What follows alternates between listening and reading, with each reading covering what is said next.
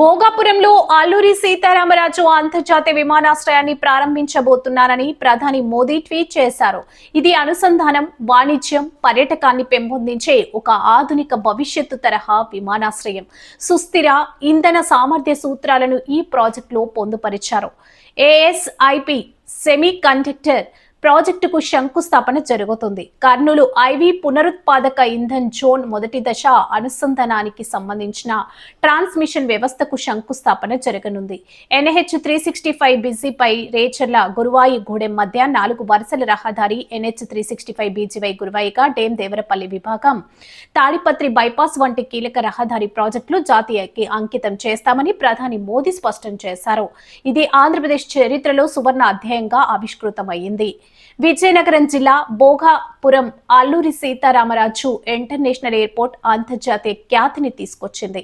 ప్రధానమంత్రి నరేంద్ర మోదీ చేతుల మీదుగా భోగాపురంలోని అల్లూరి సీతారామరాజు అంతర్జాతీయ విమానాశ్రయాన్ని ప్రారంభించి జాతికి అంకితం చేస్తారు.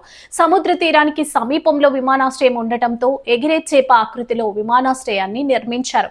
రాష్ట్ర చారిత్రక వైభవం చాటేలా ఈ విమానాశ్రయంలో తోపు బొమ్మలాట, బొబ్బిలి వీణ వంటివి, భౌగోళిక వారసత్వం తెలియజెప్పేలా బంగినపల్లి మామిడి లాంటి చిత్రాలు ఆకట్టుకున్నారు. ఈ ప్రతిష్టాత్మక కార్యక్రమం కోసం రాష్ట్ర ప్రభుత్వం పెద్ద ఎత్తున ఏర్పాట్లు చేశారు.